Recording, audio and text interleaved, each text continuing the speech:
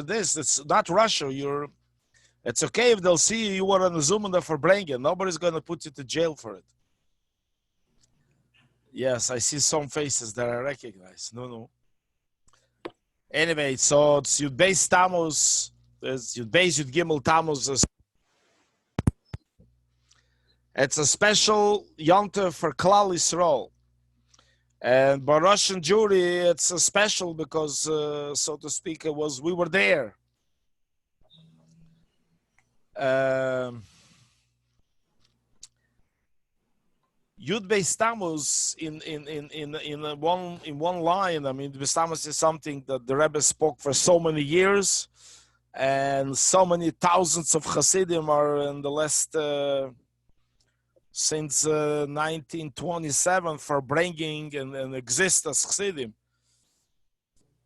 Yud Beis Tammuz, the Frierdiker Rebbe taught not just, he taught every single Jew, and especially the ones who were there and were connected to him, how every one of us, a Jew, could be connected to the Rebbe, in a way that you could do and make everything in Yiddishkeit relevant and important to a degree that I'll never give it up.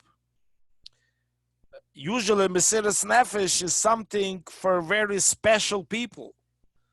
The previous Rebbe, between old Tzaddikim and Mesiras Nefesh of generations, as the Rebbe called it always, Mesiras Nefesh, that is above any cheshbenis. It's Mesiras Nefesh because the Rebbe, as the Rebbe called it, the Frierdiker Rebbe's life was Mesiras Nefesh.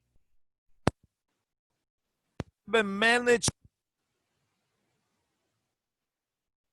around him to simple people, men, women, and children, lived in a daily life in a way that Yiddishkeit center and nobody could take it away. And as little as I could, I'll hold on to it, or as much as I could, but I'll never give anything up for anything. As you asked for stories from childhood, it's much geschmacker to verbring what Yud Beis Tammuz is, what the Rebbe spoke about it. But I understand you all Chassidim and you all learned it on your own, so I'll have to go to some stories. No choice. So as a child, one of the biggest Mesiras Nefesh was that the parents sacrificed their life and freedom for the reason that we should be able to grow up as Jews, we as kids. As by the way, the Frierdiker Rebbe said, the Rebbe said it many times, that if the previous Rebbe in Russia would, after the revolution, would concentrate that he wants to live a Jewish life, and the Chassidim with white beards and older people would learn Chassidus and daven a whole day, the Russian government would not bother them as much, or maybe not bother them very little. But the previous Rebbe, verkehrt, gave away his time. Instead of saying Chassidus, writing Chassidus, he spent his time that small children should learn Aleph Beis, and that the Jewish community should have a mikveh, and should have a mehel, and should have a sheikhet, and so on. So, even so, my parents were born after the Frierdiker left Russia. My father was born in 1934, my mother was born in 1936. And the Rebbe left Russia in 1927. So my parents wanted to make sure that we will grow up in the Jewish home, in the Jewish atmosphere. And for that, they made their home available for a yeshiva. So there was a yeshiva in our home. We lived in a house. We had a backyard, fairly big. My parents moved there in 1963, or actually a little before 62. When the Footofas came, we were there. So about 61, 62. And that's where I grew up. So my parents had a yeshiva in the house. In other words, there was 4, 5, 6 boys from out of town, plus some locals who used to spend the whole day from morning till night learning. They had somebody who was teaching them Gemara, somebody teaching them Chassidus. And that's how they spent, that's how we grew up. So I remember once somebody said to my father, "What are you doing? You're putting your children in danger. If they catch in your house a yeshiva, they'll take your kids away and put them in a government institution. That's 10,000 kilometers away from the home. Usually they change the child's name and you will never find them. And the child will grow up with no Yiddishkeit as a goy." So my father answered, you're saying wrong. I'm not doing it despite my children. I'm doing it for my children. I want that my children should be able to see Yiddishkeit. There is nowhere in Russia I could take them to show them Yiddishkeit. B'meila, I have no other choice in my house when bochrim are sitting and learning and davening and farbrengens. So my children see what it means Yiddishkeit. So yes, it's danger, but I'm doing it for my children. And then I remember when I was about 6, 7 years old, one day my parents sat me down and told me, "Look, you are at the age you have to go to school, Russian school. But we don't want you to go to school. We want you to continue to learn in yeshiva." As my father said, in Russian school, usually they used to have an order that there was a small table and there was 2 students, 2 children sitting by a table. And they used to put usually a boy and a girl. So my father said, "My son is not going to sit 4 or 5 hours a day on a yarmulke near a shiksa. No way. You're not going to school."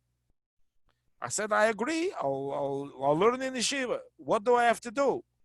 So my father and mother told me, "You have to disappear." They spoke to me in Yiddish. I said, "What does it mean, disappear?" They said, "It means very simple. It means that from September, when school starts, till the end of June, that school is over, nobody is allowed to see you. Therefore, you cannot open the door if the doorbell rings. You cannot go into a room that the window is open to the street unless the window is closed that nobody could see. You cannot speak loud in the backyard because neighbors could see that you were here." And even my first name was changed. My name is Yoseph, and in Russia, my name was, the nickname became C. Bellis. C because Yosef, whatever, and Bellis means my father will sein gesund is battle. Sein gesund und stark. That was my name. And from the age of 7, 7.5, till 12, almost till bar mitzvah, I was at home, not be able to go out to the street from September to June, 10 months a year.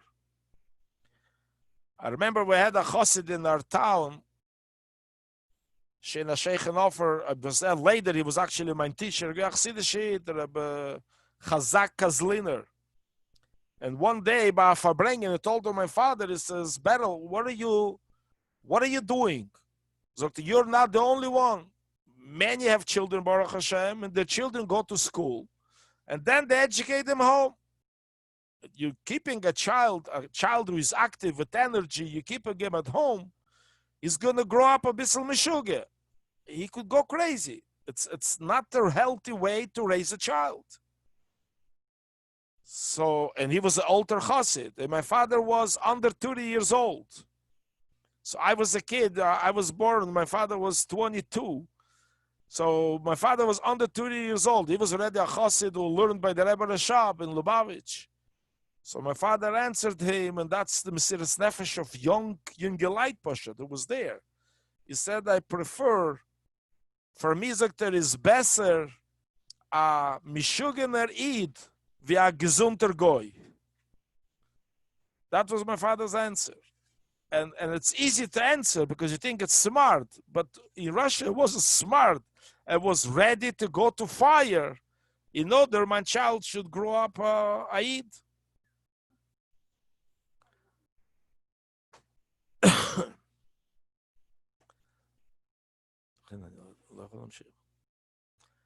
And that's how we grew up. It was actually, I shared it before. I was a few months ago in London. I was with the Rabbi Chassan of my Mechutin, Rabbi Nissen Dubov. So, but I was speaking for the seminary for the girls in London. So one of the girls asked me when I told them the story, so as a child, you resented that your parents made you sit at home? And I said, you know what? I never thought about it. Now you're asking, and I'm thinking in my memory, I don't remember being upset of it. I took it as normal. That's what you have to do. In order to be in yeshiva and not to go to the Rosh school, the price is to sit at home and not be able to go out to the street. That was the price, and it was normal. We didn't feel we're doing anything special. Mesiras Nefesh, my parents said it, and that's what I had to do. I remember one time that I was very in pain that I had to sit at home. And this I remember was Simchas Torah. So the night, all the yontovs and the farbrengens, we did it in the houses. We didn't go to the synagogue, it was danger. So at night, Simchas Torah, we had it in our house. And the next day, I had to be the akofis of the Simchas Torah day, with the whole day farbrengen was by my friend. He is today a rabbi in Chicago of the Russian community, Shmuel Notik. So by his parents, there was a block and a half from my house. But the thing is, by the time we finished the office was probably midnight. And then we had the Sudas Yontov. And then we went to sleep. And I had to wake up and it was still dark. I should be able to make this block and a half at night, cover the head, and they shouldn't recognize him even if a neighbor will pass by. But I was obviously tired and went to sleep very late. So I opened my eyes and there was already light in the window. And I knew I didn't ever ask. I knew that's it, I can't go. And I stayed home. So my parents and my siblings all went to Hakofis. And Hakofis means the Simchas Torah, it was morning davening, and then there was a whole day for bringing, till the Shkia. Mamash, before the Shkia, they made Hakofis, and it was, when they finished Hakofis and the David Mincha, it was already time for Ma'ariv. Because we were Miyaker, it was very special. Every moment of our bringing, when we had a chance to sit together, that was the most precious time. And that was the main, so to speak, nucleus that kept us alive and going and excited. And despite all the hardships of being in the reality of Russia. So at that time, I remember my mother visited me during the day a few times. But that was normal, sitting at home. And then my sisters had to go to school. They had no choice because my father heard the neighbors are talking that the kids are home. He didn't know what to do, but the sisters went to school, but they never went out Shabbos. Shabbos in Yom Tov was every week a challenge. The Yom Tovs, Rosh Hashanah 2 days, Sukkot 2 days, first days, last 2 days. I had 3 sisters in school. 1 year was the next year, they Baruch Hashem, one after another. And so one sister got sick a day before Yom Tov, and one sister got okay, healthy, a day after Yom Tov, after Yisur Chag. That's how we lived. In being in Russia, I was born in 56 in Dushanbe. And my mother, there was no mikveh in town. Before they left Russia, they actually built a mikveh. Before they left Dushanbe, they lived there less than 2 years, together with David Mishalovin, who is today in Los Angeles. They built a mikveh there. So my mother and Sarah Mishalovin used to take a train to go to the mikveh in Samarkand or Tashkent, and the train used to go 36 hours one way and then 36 hours back, because in town there was no mikveh. There's no mikveh, then that's the only way. To share another point that I think was very powerful. When he came to the Rebbe in Tishrei Tov Shelamed Beis, he came to the Rebbe Chovav El Lamed Aleph. Tishrei was by the Rebbe. So I don't remember now exactly, or there was a Seres Mitzvah, or it was Chalameid. I was in 770 upstairs. All of a sudden, they made an announcement. The Rebbe calls all the Russian Jews who came for Tishrei should come to the Rebbe's room. So we gathered in front of the Rebbe's room. We had no clue what's happening. Some of our guys ran to mikveh. They weren't in mikveh yet that morning yet. As we walked into the Rebbe's room, I remember the Rebbe was sitting in glasses, looking in a sefer. Then the Rebbe turned to Chadakov and says, everybody here, Chadakov asked. The Rebbe went back to the sefer till Chadakov said to the Rebbe, everybody's here. The Rebbe closed the sefer. The Rebbe took off his glasses. The Rebbe turned to us and said, I want you to go to Rabbi Feinstein and tell him how you managed to live as Jews, as Chassidim, keeping Yiddishkeit, holding Yiddishkeit in the Soviet Union. And the Rebbe says, don't pravet anova, don't be humble. Tell him everything as it was. So I remember we were there. We were three Bochrim. Me, Yoseph, Yitzchak, Mishalovin, Shmuel, Notik. That was the three. I don't remember. There was one other. And Ramesh Feinstein asked us a question. At that time was Gemara Kedushin Perik Hoemer. He asked the Mishnah, the Rasha, the Teisves. He asked us, and we answered him in Yiddish when we were a few weeks from Russia. Less than 3 months from Russia. In the middle, he started crying. Later, I understood he himself was part of the work of the Frierdiker Rebbe in Russia. And he left in the 20s, and now 50 years later, 71, he sees as the children of the Chassidim of that years, and the Einiklach are now here, and the same Yiddishkeit. Nothing was lost. So I remember he turned to the group and he says, how did you guys do it? Viter dos bewiesen. And I remember Yankel Notik, Olav Shalom, answered him, did we have mir gehat a breire? Did we have a choice? And the question, what do you mean, did you have the choice? It's very sure. You had a choice. If you could keep Shabbos, you keep Shabbos. You couldn't. Chas v'sholom, you break Shabbos. You have kosher food. You have kosher food. If you don't have, you can die. If you have a mikveh, great. If you don't have a mikveh, chas v'sholom. And that's what Yankel Notik answered him. And this is the secret what Chassidus and Rebbe did for Russian Jewry. And now for the entire world. In other words, a simple Jews, not a grace Chassidim of the Alter Rebbe, simple Chassidim, simple Jews, who had struggles with their davening, with their learning, with Machshava Dibur Hamaisa, like we are. At the same time, Yiddishkeit became something that I could exist and live as a Jew. To live differently, to give up Yiddishkeit was not an option. To tell you a story that I heard from about my grandfather in the 30s, he was in Kharkov where my father was born. And at that time, if you didn't work on Shabbos, you didn't have a job. So every week you were changing jobs and there was no parnasa. Anyway, one day a friend of his came and says, Avram Zaltzman, I find a solution for you.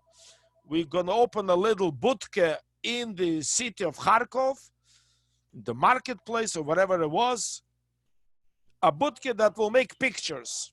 People could come in and you make of them pictures, and that was a parnasa.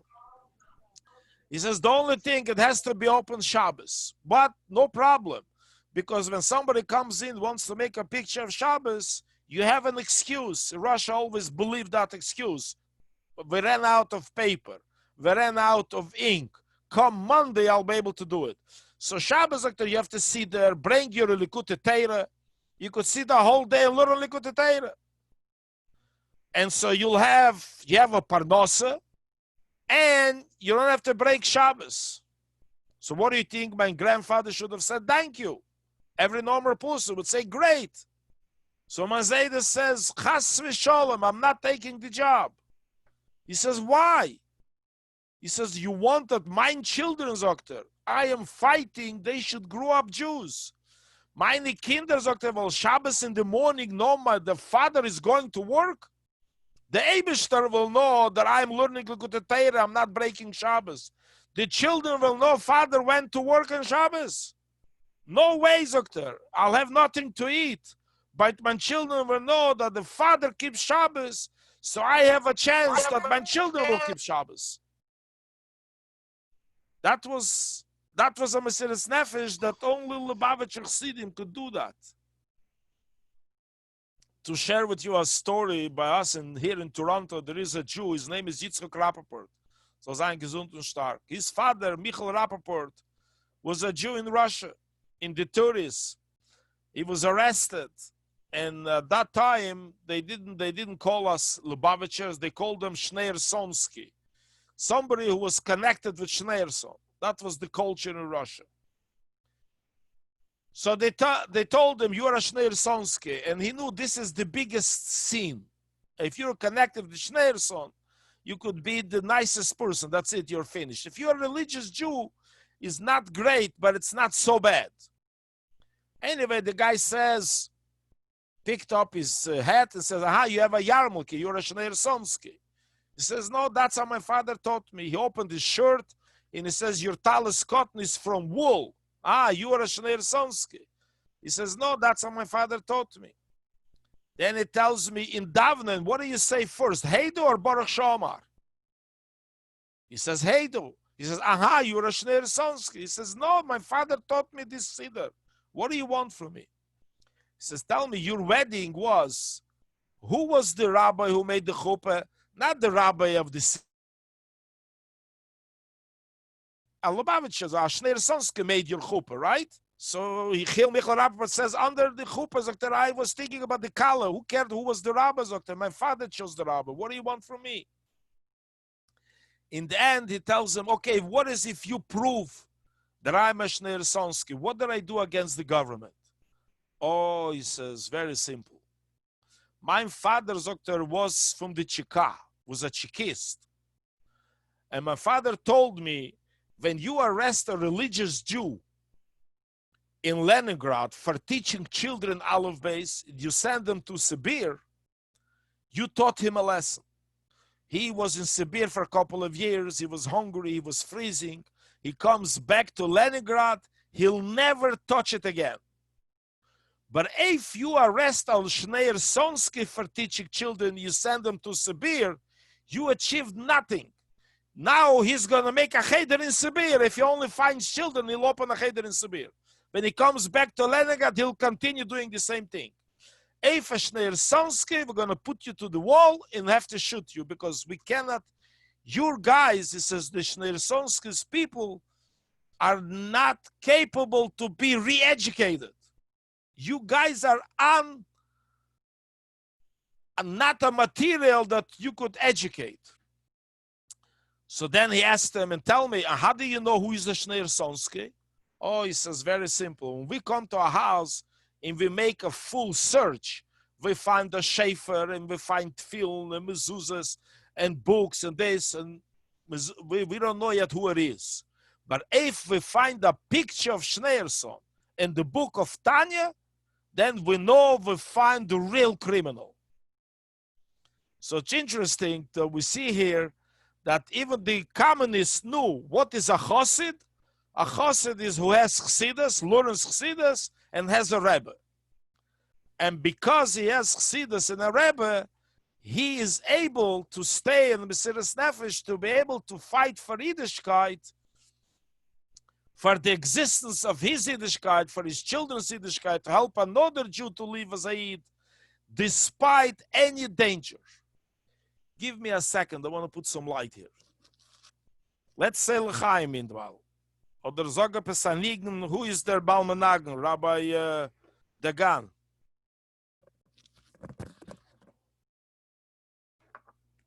Who's the Balmanagen?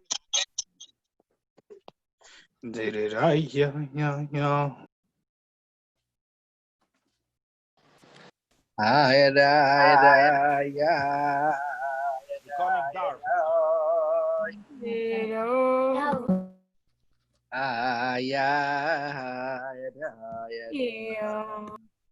ya Ya, da da, ya, ya ya, da da, ya da da, ya oi. Ya da da, ya da da, ya da. Ya da da, ya da da, ya da da, ya da.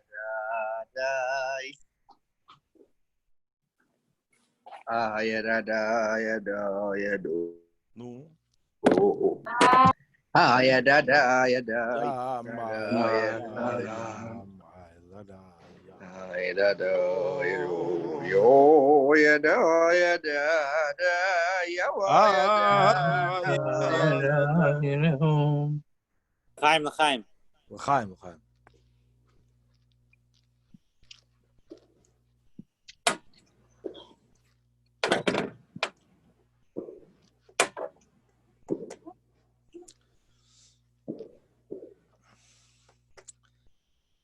So now we could Farbrengs, or we have to still stories from Russia? Enough stories?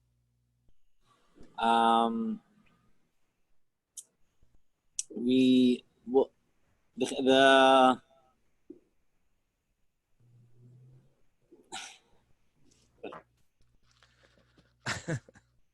whatever will cause,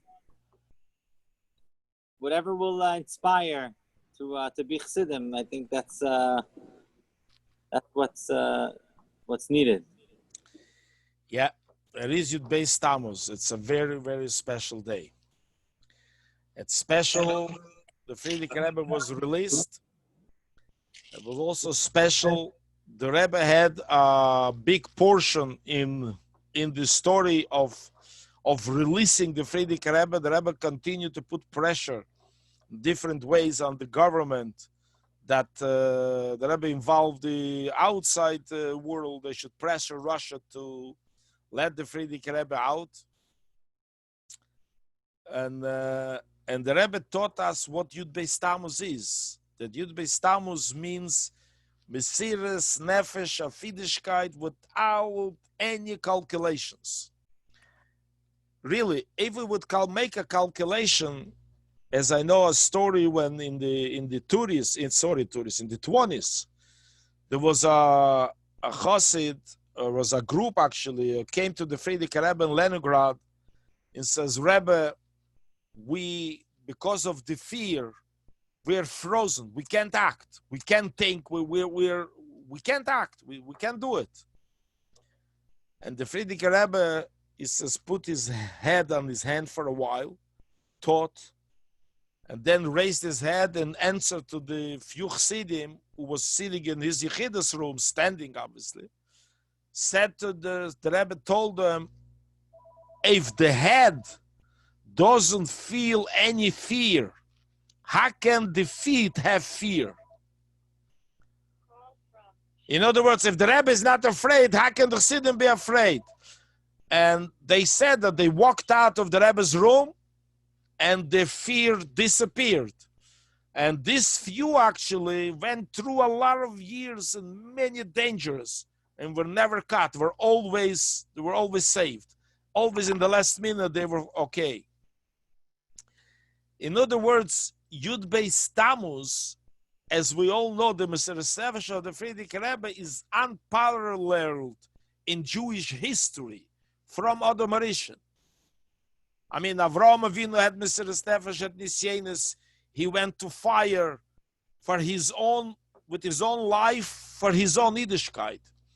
The Frierdiker Rebbe went Mesiras Nefesh to teach children Aleph Beis, and he put in danger not only his own life and the whole existence of Chassidus, he also put in danger other Jews.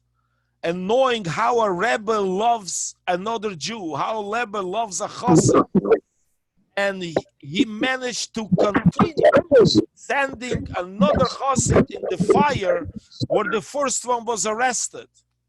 One Chassid was arrested, the Rebbe sent another one in his place. The second one was arrested, he sent a third in his place. And how hard it was. In other words, he brought out a level of Mesiras Nefesh, of Yiddishkeit, that was never ever practiced in history of Jewish people. We're talking about great tzaddikim, about Nisi Israel. And I remember already when I was by the Rebbe, and the Rebbe spoke about the Mesiras Nefesh of Russian Jewry, the Rebbe cried, and the Rebbe said, the Gemara says, on Hanani, Mishol, Vazariah, that were great tzaddikim, that if it would be Ilu Nagduhu, in other words, if the opposition to their Yiddishkeit would be for a long time, we don't know if they would manage to overcome it. And the Rebbe continued, and the Rebbe broke down in crying, and the Rebbe says, and over here we have Jews who went through over 50 years. The Rebbe says, according to Torah, 50 years is called Elom, forever. And they continue in Yiddishkeit, not knowing what's going to be tomorrow. I remember as a kid, we were always, by Farbrengen, the L'chaim was, we should be able to sein sich mit dem Rebbe. Or in simple language, we should be able to leave Russia, as they used to say to my father, you should be able to send your children in Teimchet Mimim, and so on. And after all that, in our mind was, when Mashiach will come, we're going to leave Russia. Till Mashiach comes, Russia will fall apart. It was not in our mind. Later, I heard that the Rebbe said in the 50s, in the 60s, people told the Rebbe said the Russian Jews should go out. So somebody said to the Rebbe, no, Mashiach will come. So the Rebbe says, no. First, well, the Russian Jews leave Russia. And Yamal Nogdem with Kum Mashiach. So we see that the Rebbe was fighting Russia, fighting for the freedom of the Jews of Russia. And the Rebbe was victorious. Russia fell apart. The Jews left Russia. And whoever Jews who stayed in Russia, now there is shluchim in Russia who are building Yiddishkeit there. But really, this is the ability of each one of us.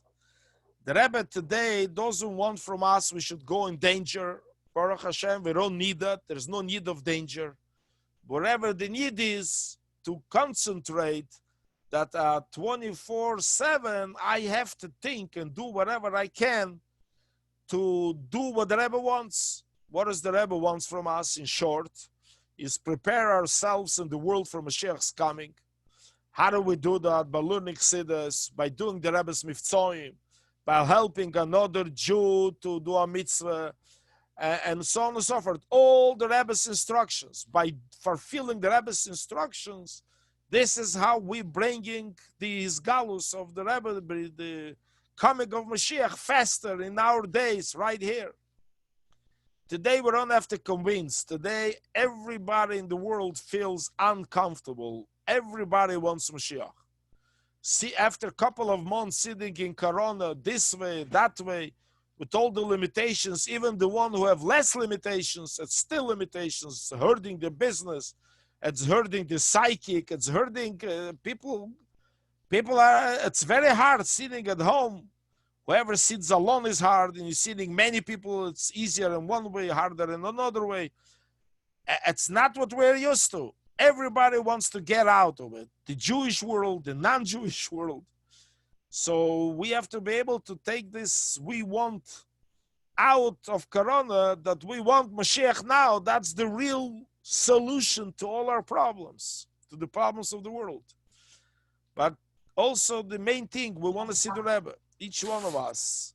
The ones who saw the Rebbe are missing, want to see the Rebbe again. The ones who physically were born later or live different parts of the world, today they're Chassidim, they want to see the Rebbe, they never saw the Rebbe yet. How do we do that? Noch a mitzvah, helping another Jew, and that's how we bring the Geula.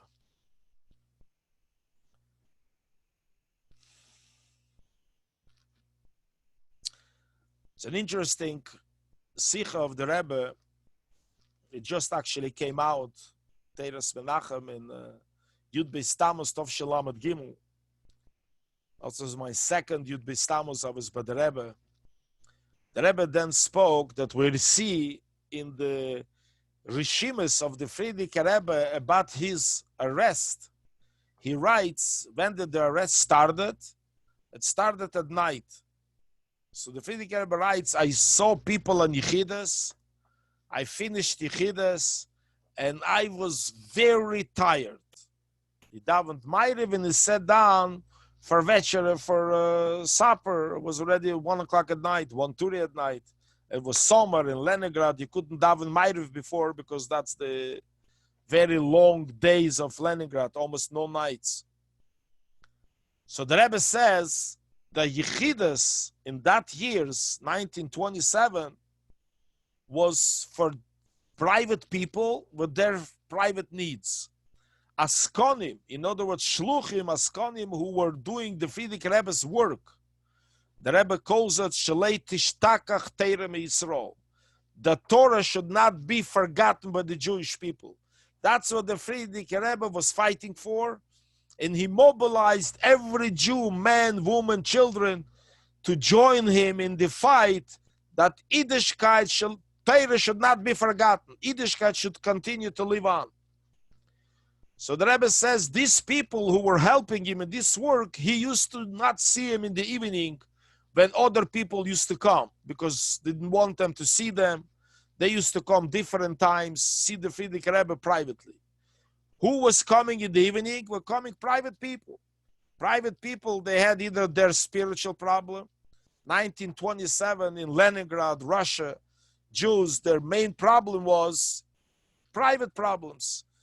Parnos, other health, and the Frierdiker Rebbe, the Rebbe says, was sitting and listening to them and trying his best how to answer them, and that what made him physically tired.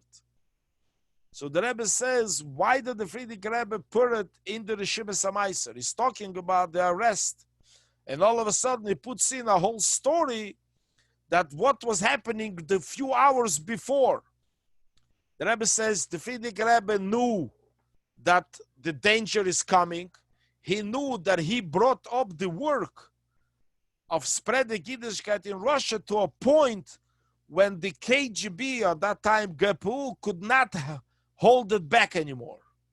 He knew that he brought them to the point that they have to act. They were all the time nervous that if they arrest him, there will be noise outside of Russia and it will affect their economy, working with the outside world of Russia, who at that years was very dependent on these contacts for money, for goods, and so on. But came to a point that they said, whatever it's going to be, we can't let it continue. And still, he says, in this work that he was Mesiras Nefesh, that Torah should not be forgotten, he spent his time to a point that he was totally physically exhausted. As the Frierdiker Rebbe writes in this, after the Yiddishkeit, he was spending time with a personal Jew, with a man, with a woman who had personal problem, and not only a spiritual problem, a physical problem. And the Rebbe was listening and then trying to come up with the answer. And that made him so tired. And when did he do it? This is part of spreading Yiddishkeit. Interesting, I remember as about Farbrengs, when the Rebbe spoke about who did it, Shalei Tishtakach Teirem Yisrael. What did, forgot the name. What did he do? He cut deer. Kamak Dele Maisachia, richtig. Kamak Dele Maisachia, thank you. That he cut deers and he slaughtered them, and the meat he gave to poor people. And then he wrote 5 chomoshim. And then he found 5 children. And he taught with one child Breishis, second child Shmeis.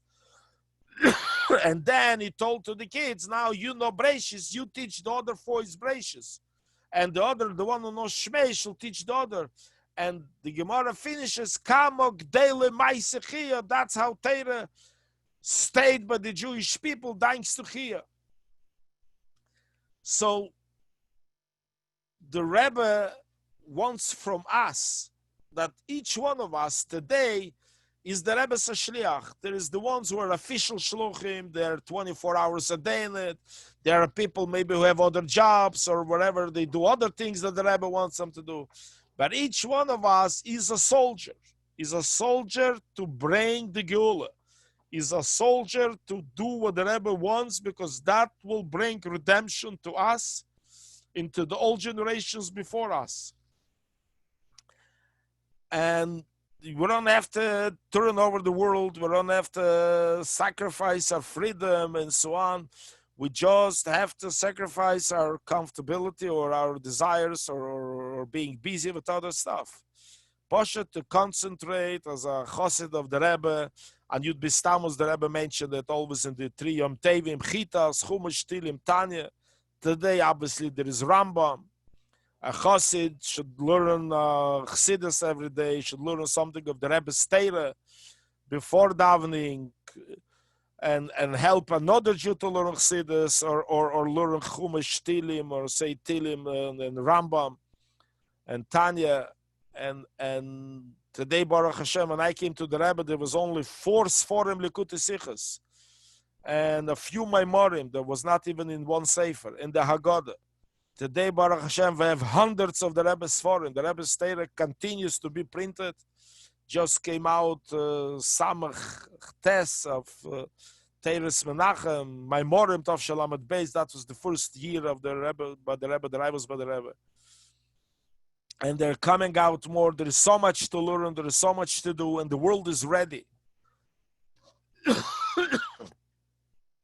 And in the last couple of months, the world is ready to hear something fresh, because the world has no words of nobody knows how long will this corona go on. There's the second wave, they say. They scare people what's going to be further. Where are we going? What are we doing?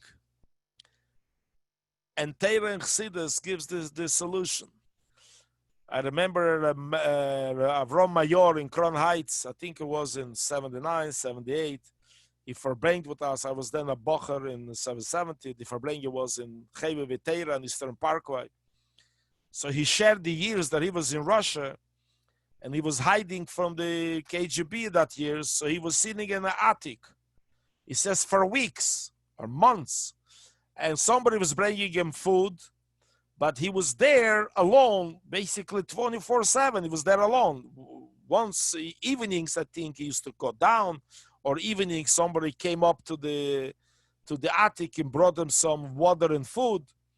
He says, I would go crazy. There were times I said, I want to go down, they'll put me in jail, but I can't continue like this. He says, what kept me is Chassidus. I was thinking Chassidus, learning Chassidus, repeating Chassidus, and that gave me life, and I managed to survive.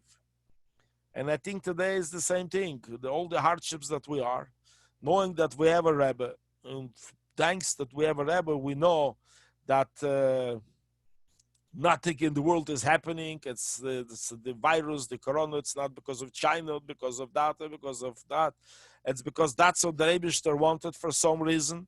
And the reason, what we know, we don't know, but what is obvious, that the world is more ready for Mashiach. So the Rebbe always taught us to use any opportunity that makes it easier to bring to a Jew or to a non-Jew Dvar Hashem, what the Rebbe wants.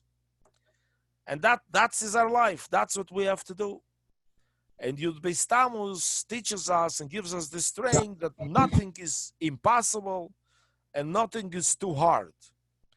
If there is a will, in English they say there is a way. And the Rebbe in his Torah and his Farbrengens and the Nigunim and Igres and Rishimas and everything the Rebbe gave us, and the Yiddishkeit and so on, that continues to come out, and whatever we have already, is there enough encouragement and showing how a chassid today has to live? A chassid and a chassidah, a child, a young and old. And we see it by the Bachrim, we see it by the girls, we see today a young generation who didn't see the Rebbe, and we see by them such a hiskashrus and such a connection to the Rebbe, and living with the Rebbe's Torah, with the Rebbe's heroes. in a way that when I look back and years of Morristown in 770, we were in the group of Chassidus Bachrim. When I look today on the Bachrim, I say we didn't come close to today Chassidus Bachrim. There is, unfortunately, yes, there is also Bachrim and this that need a lot of strengthening and a lot of improvement, as always. But on the other hand, we see such a door and so many young Chassidim, young Bachrim in Medlach and young Shluchim who put us to shame. And what is the only answer?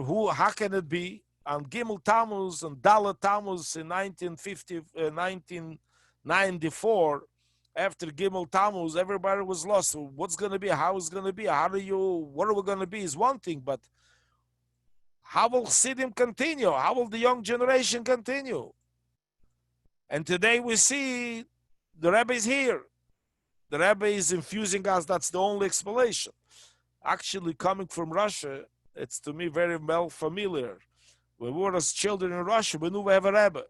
We never saw the Rebbe. We never heard the Rebbe's voice. We knew in America, the Rebbe is in America. I didn't know what America is, but the Rebbe is in America. Today, we're in a similar situation. We know the Rebbe is here. The Rebbe is with us. We can't see the Rebbe.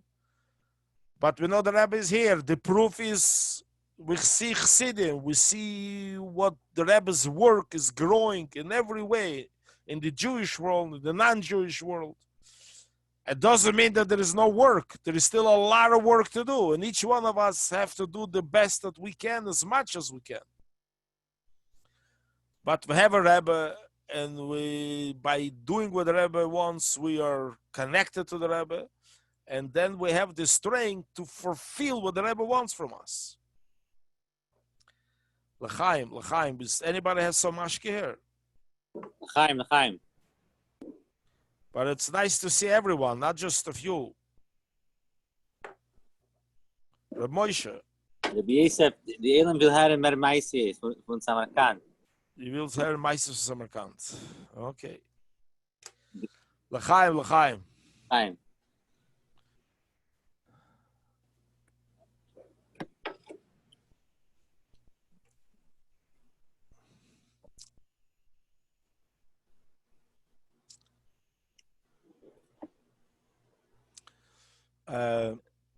Reb Mendel Footofas, before he left Russia in 1963, I think it was. So after he went out of jail in 1953, he lived in Chernowitz. But before he left Russia, he was about a year and a half in Samarkand. And from that year and a half, I think, as far as I remember, about 2.5 months, he lived actually in our house. So interesting just to share, Reb Mendel, we had a house, and we were 6 children. In 62, we had less, but it was a full house with children. Didn't have 5 bedrooms. So my father offered Reb Mendel to stay in our house in our, what's called the Shabbos dining room, this stolova in Russian. And over there on the wall, we had a carpet, a fancy carpet on the wall. We also had a room, so to say, connected to the house that the Bochrim used to learn there, actually, when the yeshiva was in our house. And that room was painted by Bochrim. Once Thursday night, they were painting it. They didn't finish it, and it was lines. It was like Bochrim were painting Thursday night. They were not professionals. So Reb Mendel says, Beryl, please, doctor, I want that room. That room is a sach geschmacker than over here with the carpet on the wall. It's not for me. Not just how he chose the room where he's staying. I shared it many times. My father shared it with me, the story that Reb Mendel, as you know, in 1945, sent his wife and kids out of Russia. And he stayed behind in order to help more Jews to leave Russia. He was between the organizers of the famous escape of Chassidim after World War II. So he stayed behind to help more Jews to leave. By the way, it's also a story. He was sitting by Farbrengen together with the famous Yene Khan. You probably Most of us heard the name. If not, you could find out later. And by sitting with the Farbrengen, Rabbi Footofas said to Yene Khan, we were Chaverim. Rabbi Yene was older, I think. It was his Mashpia. Anyway, Rabbi told them, I can't anymore. He says, the pressure on this helping these whole things, I can't take it anymore. And I plan with the next train to leave Russia. I can't take it anymore. So Yene Khan says to Reb Mendel, aha, that means Mesiras Nefesh has also a gvul. In other words, it's not Mesiras Nefesh. If it has a gvul, it's not Mesiras Nefesh. And Reb Mendel hears it, tells him, you're right. I'm staying in Russia. I'm not going. I'm helping Jews leave. I'm going to leave after I'll help everybody. And then he got caught. And then he went to jail. And then jail, the KGB guy who was interrogating him told him, aha, Mendel, he says, you were planning to help many Chassidim out of Russia, and then you'll go out and you're going to be a big man, that you were the leader who helped so many to escape Russia. I want to promise you, Zokter, you will stay, but Azokter, you will, what is it called in English? You will rot here, and nobody will even know you. Nobody will even ever hear about you anymore. And Reb Mendel later repeated, Zokter, when I came back to his room after sitting 5-6 hours in this interrogation, says, when I came back, I said, oh, was that a Farbrengen? Zokter, I never had such a Farbrengen. The Russian goy was interrogating him. In other words, the killing him, destroying him, telling him, you're going to rot here, you'll never see the light. And he came back, he didn't cry and says, oh, why do I suffer this? He took it, that was a Farbrengen. Nobody ever made me feel in a Farbrengen like this. That was the best Farbrengen I ever had. That's a Chassid. It's a special Chassid, Rebbe and Footofas, but I'm saying this is how we have to learn what it means, a Chassid. So, I remember actually, it was getting letters from his daughter from London, England. It was Mrs. Liberal, Alea Shalom. And I think the letters used to come, some of them, I guess, came in English. He couldn't read it. We had to find someone who was translating to him the letters. So I remember as a child, he kept the letter, he put it to his heart, and he sang a famous folk song in Yiddish, Papier in the Kinder. Paper became for my blood and my flesh, because he had only the pictures of his children. And he was singing it, and big tears were coming on his face. And being there in Russia on his own, he brought in a chayes to the whole community. In that year and a half, he changed the face of the Hasidic community in Samarkand. Usually 1 o'clock at night, he used to wake up and say the entire Tillim. After he finished the Tillim, he used to knock on the window of my father's bedroom and knock on the window and says, enough, in German is enough schlafen. Let's go, we're going to learn something. He used to wake my father up and sit down, and they used to learn. He says about till 7 in the morning, and then you have to go down and go to work. I used to say to, my father used to say that he learned with him a few lines of the Maimer, and then he says, no, how is your learning? How is your davening? How is your mitzvahs? How do you, whatever, Tanya Balpe, Machshava di Berumais? He used to speak to him his own life. Oh, he says, too much speaking, let's learn. Learn another few lines, and then he says, tell me, and people who you work at work, there is Jews there. How is their Yiddishkeit? Are you helping them? Are you taking care of them? Do you know their needs in their families? What are they struggling with? Do they need help, support, money support, spiritual support, Yiddish support? Are you involved in their lives? Oh, yeah, too much speaking. Let's go back. Learn another few lines. And then he starts some other area of a chassid, of a Jew, how he has to live, how he has to think, how he has to act. That's how I remember him as a child. in Samarkand. I don't know what stories you guys are looking for. There is a lot of small stories, bigger stories.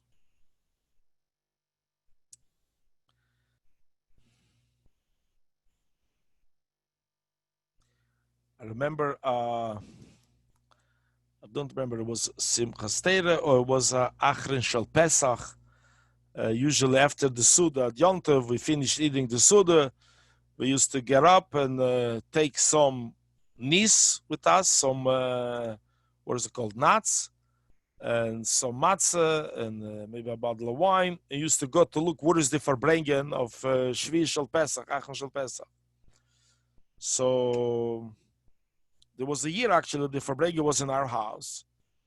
And as we said, we had the yeshiva bachrim in our house. So the bachrim were in a different room. The farbrengen was in one room, and the bachrim was there as well. But then somebody knocked on the door.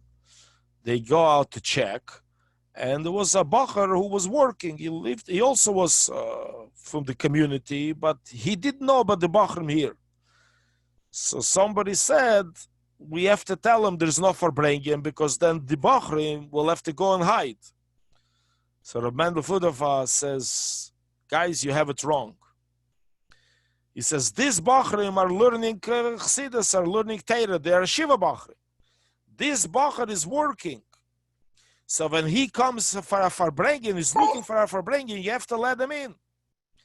Tell the bachrim, go out in another room, leave the door a little bit open, they'll be able to hear the farbrengen from the other room, or they're not going to hear. But him, you have to let in.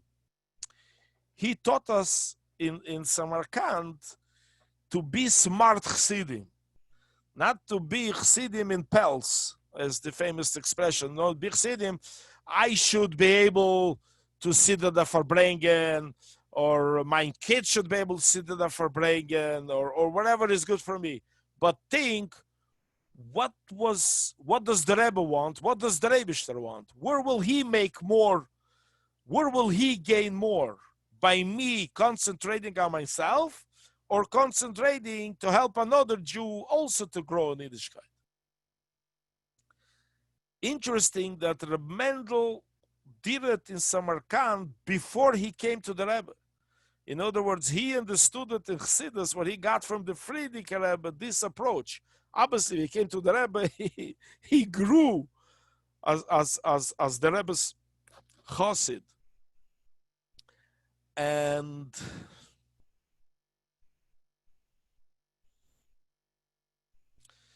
to give you another picture of Reb Mendel's farbrengen in Samarkand, there was a Jew there who was a very special Jew, did a lot, but also was concentrated a lot on his davening and learning. Reb Mendel Footofas, the farbrengen, usually said a word and said a story, and so to speak, looked like a joke, a maise, noch a maise. And that Jew was demanding from Reb Mendel, the Chassidim are listening to you. Why don't you demand from them iskafia and thinking Chassidus and so on? And you're telling jokes. You're making a farbrengen a very exciting, a very geschmack time. Give him material. So Reb Mendel says, what do you want from me, Zokter? I could only give what I could. You speak about what you feel, Zokter. Zokter, if I don't do it myself, I can't speak about it. As you used to say, if you don't do it yourself, don't speak about it, because you're not going to achieve anything anyway. Today, the Rebbe taught from us differently. The Rebbe wants from us that if we learned an Aleph, and we didn't learn the base yet, we should share the Aleph. And that's why we're sitting together. Not that I have something to give you, but we're just sitting together. Somebody has to have the mic, or at least share the mic. Reb Mendel used to say that the real farbrengen is that one is sitting quiet and everybody listens. He's sitting quiet, but he has a dogma. You could learn from him. But then Reb Mendel said another line, and he says, there is a dogma chaya. Torah says there is a dogma, a life example how to be. But the truth of the matter that there is another pshat. A dogma of a chaya means a dogma of an animal. A dogma how not to be. So everyone, you have a choice. Either you are an example how to be, or you are an example how not to be. But we could always learn from you. But let's speak. And we'll hear and we'll see where it holds. Either we have to do something, or we have to not do what you say. Be differently. Be a real chassid.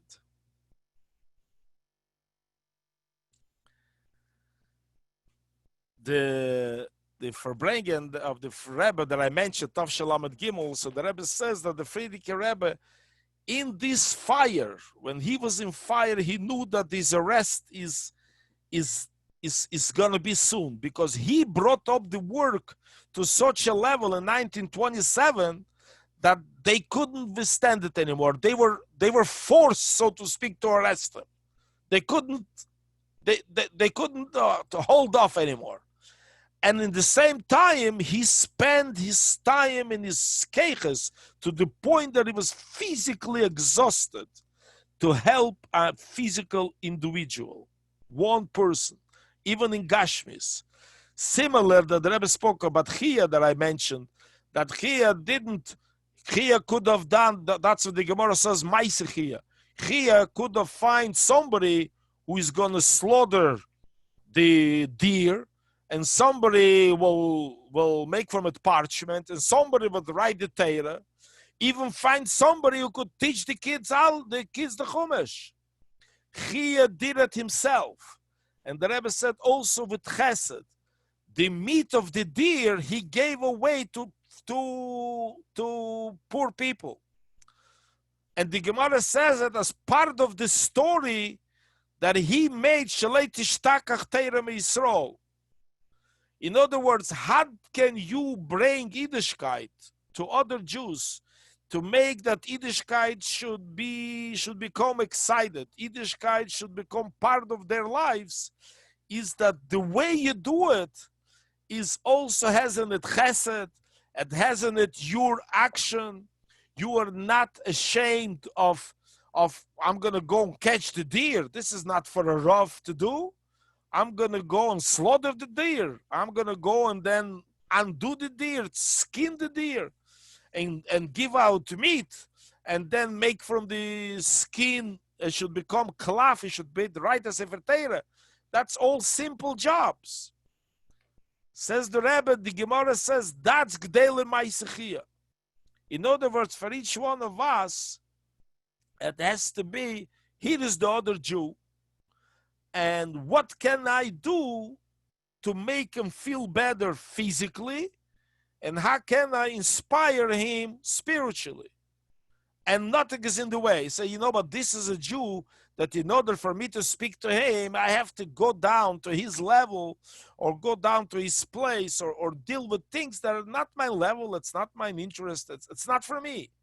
There's no such a thing. Anything that takes to do to enrich another Jew, it's for me. The same as the Friedrich Rebbe in Russia, there was Chassidim, Chassid, who came to the Friedrich Rebbe and asked, Rebbe, you're telling us to go and build a mikveh, but we know the reality, we'll build a mikveh. We put in danger the Jew who gave his backyard to build the mikveh, and we put in danger the ones who build the mikveh and many organizers of the mikveh. And then the mikveh will stay open maybe a week or 2 or a month, and it will be caught, and somebody's going to go to jail for it, and there will be no mikveh. Is it worth it, so much sacrifice for a mikveh for a couple of weeks? Very valid question. And the Friedrich Rebbe answered, if you would know how dear is to Hashem, if the mikveh is used even by one family, one lady went to the mikveh once, and after that the mikveh was chas v'sholom closed, how dear is by Hashem, you would not ask the question. The chassid turned around and continued further, build the next mikveh. In other words, Yud Beis Tammuz is something that the Rebbe in all the years taught us is that any mitzvah of anything we could do, is it Taryag mitzvahs, is it the Rabbanon, is it the Min Chassidim, whatever it is, this is worth anything I could do. There is nothing in Minhagi Yisrael or Teres Yisrael or mitzvahs is kashrus to a Rebbe, okay, this is too much. This is worth, this I could give up because it's too hard. You know the famous story in Russia that a Chassid who, I think it was in the 20s or in the 30s, he was in a shtetl that a whole Yiddishkeit was on him, meaning the Shabbos gathering, the Shabbos Mevorchim gathering, the Farbrengen, and they heard that the KGB is looking after him. His wife was afraid for her husband. She tells him, you have to leave town. You have to run for safety. So he says, look, it's right before Rosh Hashanah. If I'm going to leave, who will organize Rosh Hashanah? After Rosh Hashanah, I'll go. Fine, Rosh Hashanah is over. He says, no. He says, yeah, and what's going to be with Yom Kippur? Okay. After Yom Kippur, he says, what's going to be with Sukkot? But he says, I promise you, after Simchas Torah, I leave. Okay. So the story goes that it was Chalamei at Sukkot, and this Chassid is coming home very late. He came home very, very late at night, very tired, and he's going to sleep, but he wants a drink. He had a sukkah, but the sukkah was through the window, a small sukkah, probably enough for one person, and it was very cold outside. And he says, water, and then he says, Min Chassidim don't drink outside of the sukkah. So he took the effort and climbed out to the sukkah with his cup of water. And as he's standing there and making shahakel, he hears strong bangs in the wall, in the door. And at 1 o'clock, 2 o'clock at night, 3, whenever it was, everybody knew what it means. It means the KGB is here. And he hears how the wife opens the door, and they ask her, whatever, they walk her up, and she's opening, she says, where is your husband? He says, I don't know. What do you mean you don't know? He says, we were standing, he just walked into the house. She says, I didn't see him. And as he heard that, he, from the sukkah, jumped outside and ran to the train station, and the first train left town. And later, Chassidim used to say, he said that here you see that being careful in minhag of Chassidim, not to have even a drop of water outside of the sukkah, saved his life. Chassidim didn't look that because of Yiddishkeit, I went to jail. And some Chassidim lost their life. They looked that because of the Hidur of sukkah, actually he saved his life. That's what Chassidim looked. And it's becoming dry. I don't know, so much speaking. What's with everybody else? What is your l'chaim? Chaim. L'chaim. Chaim. Rebaruch Khan, I see. Who is our l'chaim? Azach Chassidim are sitting on this. Oh, l'chaim. Reb Yitzchak Rappaport is here. Wow. Reb Moshe Steinberg, Reb Mendel Mochkin, sag l'chaim, no? Reb Mendel, ich weiß nicht, wer es ist, Steinberg, whatever. Chassidim. Dem Rebbe's Kinder, l'chaim. L'chaim, yes. Moshe Rebke, l'chaim.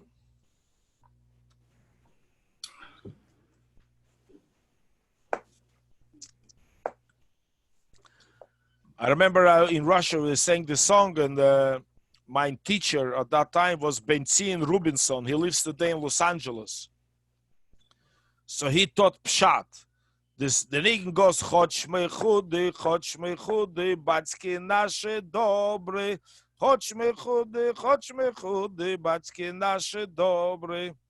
So always I knew the Pshat meaning is, mechudi means we as Jews, as Chassidim, are pretty small.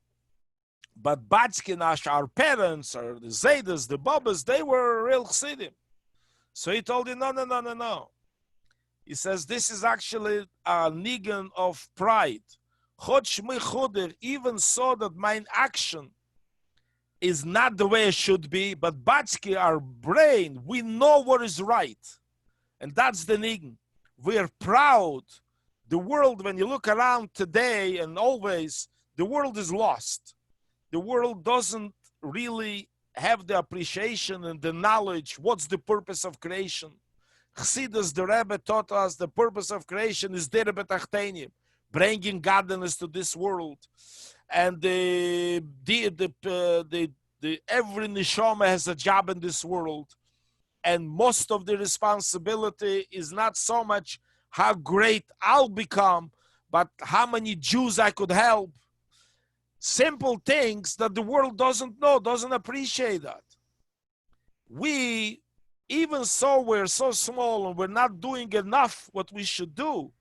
But Batsky Nashe, we are rich. We know what is right. And if we think a second, we know what is right. And when you know, then eventually you'll do something of it. And that's the song that we are Chassidim, that we have a Rebbe, we have Chassidus, and we have a Rebbe even today in 2020. We have a Rebbe and we are connected to the Rebbe, and we could become stronger connected to the Rebbe by doing what the Rebbe wants us to do. And then we'll be able to fulfill and finish the Golus. As the Rebbe said that everything is ready, the Rebbe did everything he had to do, and he left for us whatever we could do. He didn't give us something we cannot do. And even so, it's very frustrating, and we're screaming at Mosai, screaming or saying this way or that way. I think today when people are tired of Corona, it's also tshuva. The Rebbe brings in Hayem Yem that the Rebbe Maharash said, as a Yiddische Krecht, when a Jew says, Oy vey, when something is not begashmis, is a tshuva ma'al yuseh. And if somebody says, Oy, because I'm not a Jew or a chosed the way it should be, is very a high level of tshuva. When today physically we're unhappy, we cannot go to the mikveh, we don't have a minyan we used to, whatever, many limitations.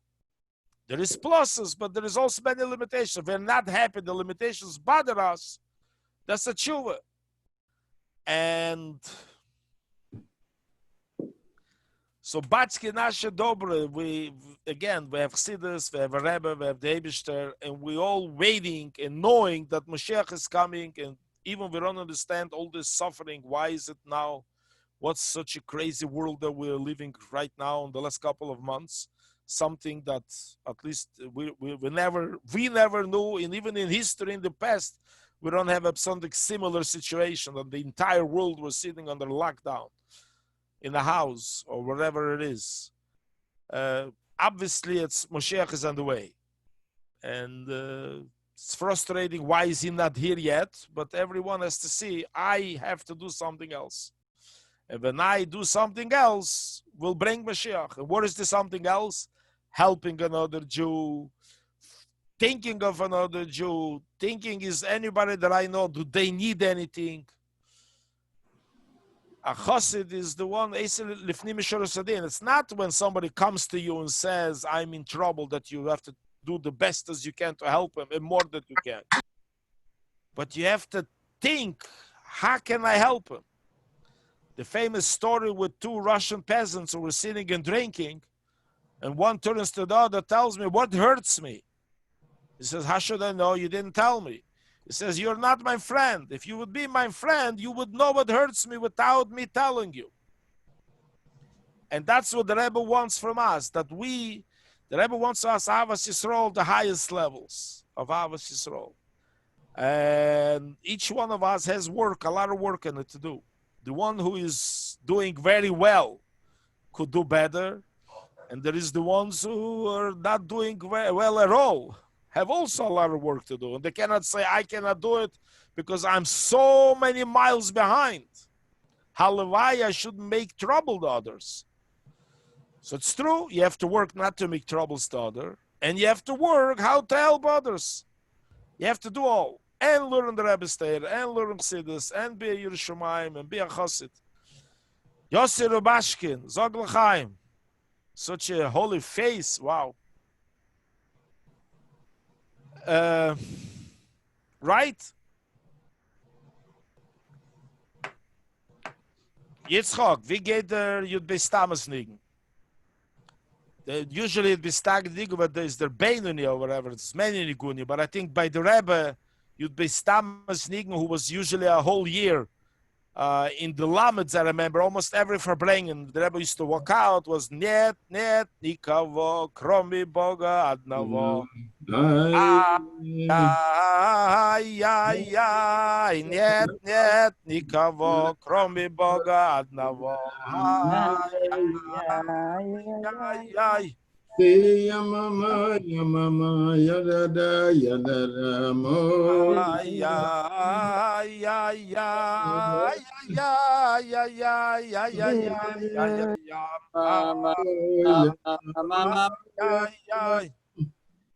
But the Rebbe, this is one of the songs, but the Rebbe, I don't know if probably, maybe, I don't know, whoever has the statistics, but I think it's one of the most songs that the Rebbe used to start in public by Farbrengs, by the end of the Farbrengs. And that's really expresses the Rebbe's approach. There is nothing in the world but God. In other words, I have a Yetzer Hara, and I have a goof. Even I have a neshama who has mine interest. I have to forget not just about my goof, I also have to forget about my neshama. I have to say, what does God wants? And that's what I have to do. Sometimes it's what I have to do. Sometimes, or majority times, is what I have to do for another Jew. This means net, nikavo, net, nichivo, nikavo. The nothing is but God. This is something that Lechaim Althuis started to sing when he was with the Frierdiker Rebbe in Kastrama and Yud Beis Tammuz. And this is what the Rebbe sang all the years, and the Rebbe brought into it the depth of Deir Hashvi, that every single Jew, even simple Jews as we, could and therefore should concentrate his life and understanding that mine and yours, each one job of ours is to not more and not less, to bring Mashiach Tzidkenu, to bring the Isgalus, to bring the Gula. Something that in the past, that was a job for Grace at Tzadikim, for Rab Shimon Bar Yochai, Leo Anovi, tried over there, Rab Chia tried to make a minyan with 10 of his sons to bring the Mashiach and so on. Simple Jews, their job was learn Kitz Shulchan Aruch, keep kosher and Shabbos. The Rebbe took and said kosher and Shabbos 100%, ganz Taryag mitzvahs. But every single Jew, boy and girl, the Rebbe spoke to kinder, to children, and the Rebbe says, what is the job? To bring Mashiach and to overcome the Yetzer Hara. To each one of us, the Rebbe made each Chassid, each Jew, simple, young, old, doesn't matter which talents or abilities you have, the Rebbe made from all of us somebody who's soldiers to fight the Golus and to bring the Geula. As small or as strong as we think we are. Nobody is out, nobody is not obligated, and nobody doesn't have the abilities. The Rebbe showed that each one of us could do it, and therefore should do it, to bring the Geula.